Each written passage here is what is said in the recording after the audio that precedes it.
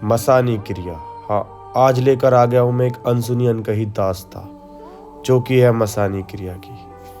सुना जाता है कि कहा जाता है कि मसानी क्रिया जो होती है वो चिताओं के साथ की जाती है, पर मुझे पता जब चला जब मेरे खुद के घर पर मेरे ही पड़ोसी ने मसानी क्रिया की। हाँ दोस्तों, ये कहानी मेरी आप बीती कहानी है, जिसको सुनने के बाद आप सब भी सहम से जाओगे कैसे मेरा पूरा परिवार उस मसानी क्रिया का शिकार बना। बात है आज से 3 साल पहले की।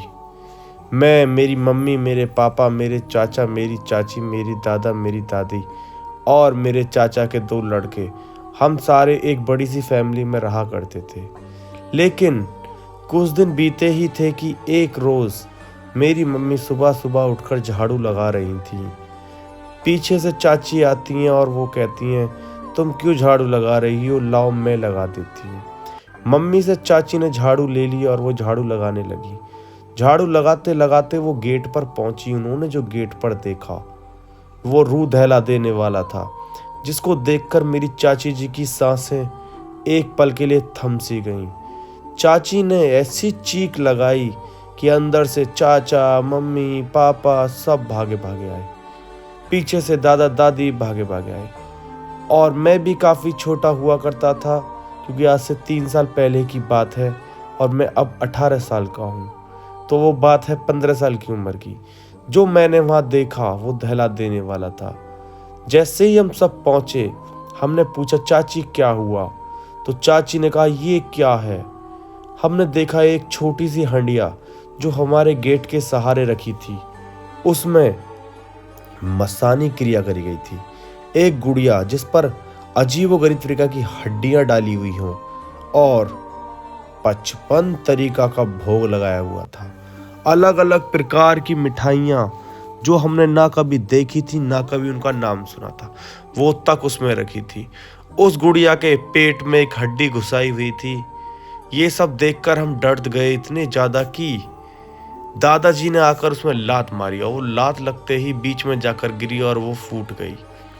जैसे ही मेरे दादाजी ने लात मारी, उनकी टांग में कुछ ऐसा हुआ कि उनकी टांग ने काम करना बंद कर दिया, तुरंत की तुरंत ही। जो सारी बलाती मसानी क्रिया की वो फाइनली मेरे दादाजी के ऊपर आ गई थी, जिसकी वजह से दादाजी का पैर लकवा मार गया। कहा जाता है ऐसी मसानी क्रियाओं को छेड़ा नहीं जाना चाहिए।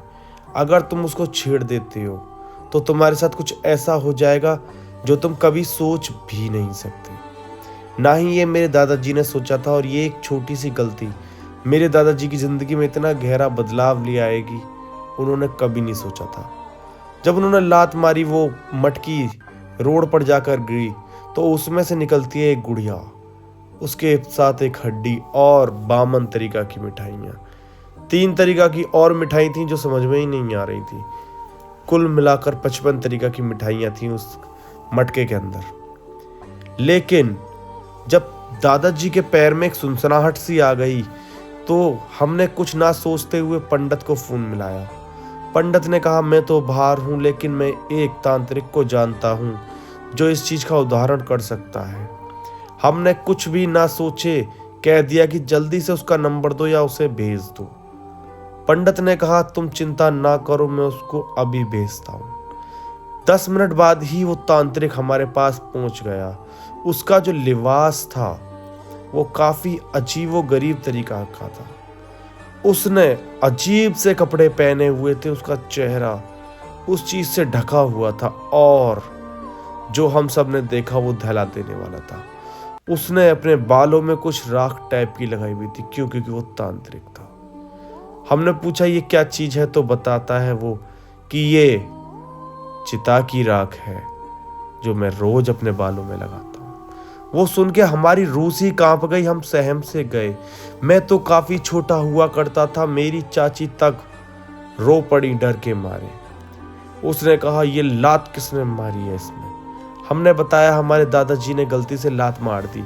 तो लात को देखकर जो बाबा था तांत्रिक, वो समझ गया कि सारी बला हमारे दादाजी के ऊपर आ गई है। उसने दादाजी के ऊपर कुछ जेब में से निकाल के गंगा जल जैसा डाला और दादाजी हमारे तुरंत की तुरंत बेहोश हो गए। उनको आधे घंटे बाद होश आया और जब तक उस तांत्रिक ने वो सब कुछ एक कपड़े में रख लिया था जो कि वो अपने साथ लाया था, और वो काले कलर का कपड़ा था। वो कपड़ा काफी भयानक सा लग रहा था क्योंकि वो अजीब सा काला रंग था जो हमारी रूह को दहला रहा था। आज बताते में मेरी आज भी रोंगटे खड़े हो चुके हैं। मैं चाहते हुए भी इस कहानी को बताना पड़ रहा है। फिर जो हमारे पूरे परिवार के साथ हुआ वो अनसुनी दास्तां की तरह था। क्योंकि जैसे ही उसने उस चीज को उठाया, कहा कि तुम्हारे जो ये दादा हैं इनकी टांग में कुछ टाइम तक दिक्कत रहेगी, लेकिन मैं अगर एक क्रिया करता हूँ जो तुम्हारे घर में ही होगी तो शायद उनकी टांग ठीक हो जाए। हमने कुछ भी ना सोचते हुए कहा ठीक है, जितना भी खर्चा आएगा तुम मुझे बता देना। उन्होंने मेरे चाचा को एक बहुत लंबा सा पर्चा भरकर दे दिया कि ये सारा सामान लेकर तुम कल मिलो। अगले दिन तक मेरे दादाजी की टांग काम नहीं कर रही थी। हम खूब कह रहे दादाजी थोड़ा जान लगाओ। वो हर बार यही कहा करते कि नहीं बेटा ये काम नहीं कर रही, ना इसकी उंगलियां चल पा रही हैं, पता नहीं क्या हो गया एक साथ। हम समझ चुके थे कि वो रूहानी शक्ति जो कि मशानी क्रिया करी गई थी वो हमारे दादाजी ने अपने ऊपर ले ली थी और उसके कारण दादाजी की टांग ने काम करना बंद कर दिया। पर वो तांत्रिक अजीब ही गरीब तरीका का था। वो अगले दिन पहुंचता है, उस सारे सामान को तो वो पैक करके ले गया था और साथ में 2500 रुपये उस चीज के अलग ले गया था और सामान हमारे लिए अलग लिख गया था। वो सामान हमने सब मंगाया और दादाजी को बीच में बिठाया। फिर बिना सुने बिना कहे क्रिया उसने स्टार्ट कर दी। रात के 7:21 हो रहे थे और अंधेरा हो चुका था। उसके बाद क्रिया चलती गई 1:30 बजे जाकर वो रात की क्रिया खत्म होती है, जब पूरा गांव सो गया था। उस क्रिया को देखने के बाद तो मैं भी आज भी सहमा रहता हूँ। उन्होंने कहा कि ये क्रिया अब तुम्हारी खत्म हो गई है और इस क्रिया में से मैं तुम्हें थोड़ी सी राख देता हूँ, इसे तुम अपने टांग पर 10 दिन लगाओ। हो सके तो 21 दिन लगाना, वरना 10 दिन लगाओ, वही काफी है। दादाजी ने उस राख को ले लिया और संभाल के रख दिया। वो रोज इस्तेमाल करने लगे। 21वें दिन उन्होंने देखा कि उनकी टांग बिल्कुल प्रॉपरली वर्क करने लगी है। हमने उस तांत्रिक को बुलाया। उस समय तो हमने उस तांत्रिक को भेज दिया था क्योंकि उसने कहा था जब तक तुम्हारी टांग ना ठीक हो जाए मैं जा रहा हूँ। उसके बाद वो तांत्रिक आया। उसने हमसे कहा कि मुझे कुछ नहीं चाहिए, 21 दिन में टांग ठीक हुई है तो 2100 का भोग लगा दो और मैं चला जाऊंगा।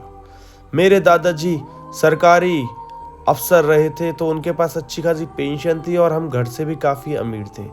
उन्होंने 2100 तो उसको नहीं दिए, उल्टा 5100 रुपये दिए और बड़ा खुश करके उस तांत्रिक को भेज दिया। बाद में हमें पता चला कि जो हमारे घर पर हुआ था वो हमारे ही किसी पड़ोसी ने करवाया था, जिसका मैं नाम तो ले नहीं सकता।